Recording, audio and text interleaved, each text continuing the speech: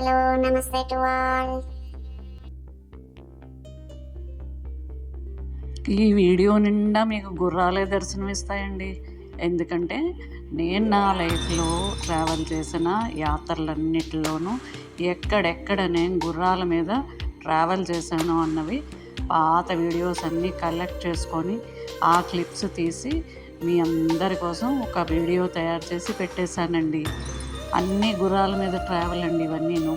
రకరకాల ప్లేసుల్లో ఎక్కడెక్కడ చేశానో మీకు పైన హెడ్డింగ్స్లో ఇచ్చేసాను.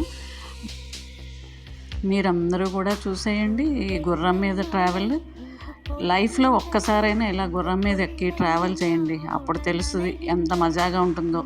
మంచి బ్యూటిఫుల్ హిల్ స్టేషన్స్లో ఇలా గుర్రం మీద ట్రావెల్ చేస్తే ఆ థ్రిల్లే వేరండి అసలు. வெள்ளை மழை இங்கு பொழிகின்றது, இந்த கொள்ளை நிலா உடல் நனைகின்றது, இங்கு சொல்லாத இடம் கூட குளிர்கின்றது, மனம் சூடான இடம் தேடி அலைகின்றது.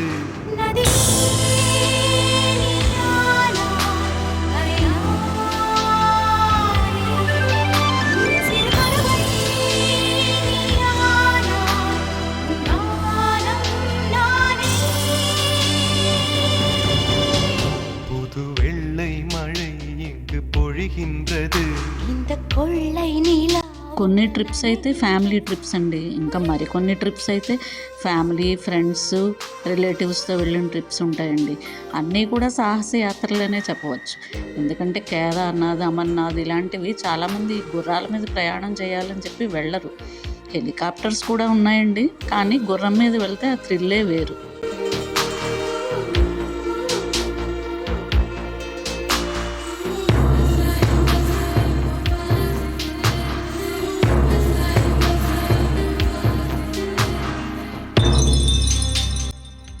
ఇదేంటి గుర్రం, రియల్ గుర్రం అయితే బొమ్మ గుర్రం చూపిస్తున్నాను అనుకుంటున్నారా? ఏం లేదండి, ఇదంతా మన గూగుల్ తల్లి మహిమ. నా పాస్ట్ ఫోటోగ్రాఫ్స్, వీడియోస్లో గుర్రం బొమ్మ ఎక్కడ కనబడితే ఆ గుర్రం బొమ్మ ఉన్న చోటల్లా నాకు పాస్ట్ మెమరీస్ గూగుల్ తల్లి ఇచ్చిందనమాట.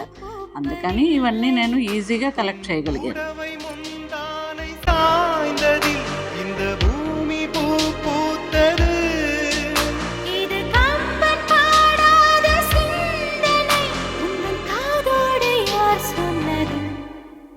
புது வெள்ளை மழை இங்கு பொழிகின்றது, இந்த கொள்ளை நிலா உடல் நனைகின்றது, இங்கு சொல்லாத இடம் கூட குளிர்கின்றது, மனம் சூடான இடம் தேடி அலைகின்றது. புது வெள்ளை மழை இங்கு பொழிகின்றது.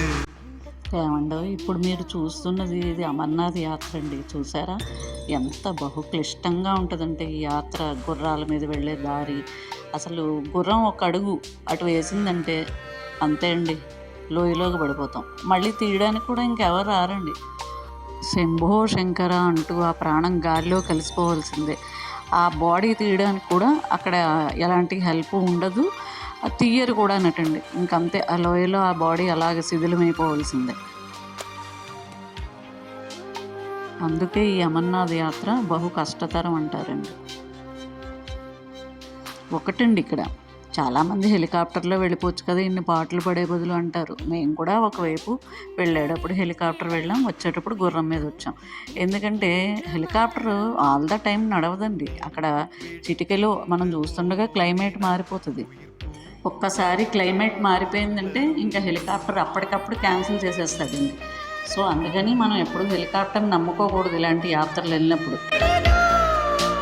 மலர் மஞ்சம் சேராத பெண்ணிலா எந்த மார்போடு வந்தாடுதோ, புது வெள்ளை மழை இங்கு பொழிகின்றது, இந்த கொள்ளை நிலா உடல் நனைகின்றது. ఇంకా కాట్రా వైష్ణోదేవి గుడికి వస్తే ఇక్కడ అంత ఇబ్బందులు ఏమి ఉండవండి. అంటే నడిచేవాళ్ళు కూడా నడిచి వెళ్ళిపోవచ్చు. రూట్ కూడా చాలా బాగుంటుంది. గుర్రమే ఎక్కాలన్న కంపల్సరీ లేదు. అంటే అన్ని కిలోమీటర్లు నడవలేక మనం గుర్రం ఎక్కాలి, కానీ ప్లెయిన్గా ఉంటుందండి. హ్యాపీగా నడుచుకుంటూ అక్కడక్కడ కూర్చుని వెళ్ళిపోవచ్చు.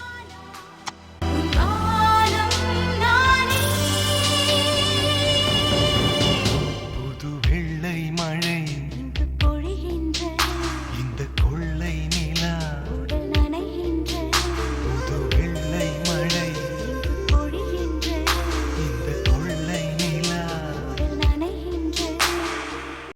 ఇది చూసారా వాఘా బార్డర్ అండి.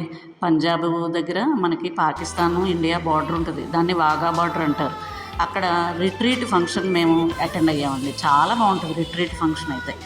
అసలు గూస్ బంప్స్ వస్తాయండి. ఇండియా మీద మనకున్న భక్తి, మన భారతదేశం అంటే ఏంటో అన్నది అక్కడ కూర్చున్న కాసేపు కూడా మన కళ్ళ ముందు మెదులుతుంది. మనం ఒక భారతీయుడిగా పుట్టినందుకు ఎంతో ఆనందపడతామండి. మీకు కానీ వీలైతే ఈ వాఘా బార్డర్లో రిట్రీట్ ఫంక్షన్ మటుకు ఒక్కసారైనా లైఫ్లో అటెండ్ అవ్వండి. అప్పుడు తెలుస్తుంది మీకు ఎక్స్పీరియన్స్ ఎలా ఉంటుందో అది. ఇంక ఇలా చెప్పుకుంటూ పోతే ఈ గూగుల్ తల్లి ఎక్కడెక్కడి నుంచో గుర్రాల ఫోటోలన్నీ తీసి ఇచ్చేసిందండి. ఇంక ఇది చూస్తే యమునోత్రి కూడా కొద్దిగా కష్టతరమే అండి, కానీ 6 కిలోమీటర్లు పర్వాలేదు, నడిచేయచ్చు. గుర్రం ఎక్కలేని వాళ్ళు నడిచి కూడా వెళ్ళిపోవచ్చు. ఇక్కడైతే హెలీప్యాడ్ లేదండి, హెలికాప్టర్ కూడా లేదు, డోలీ గుర్రం ఎక్కి వెళ్ళాలి. ఇంతటితో నా గుర్రాల యాత్ర కంప్లీట్ అయిందండి. టాటా బై, మళ్ళీ కలుద్దాం.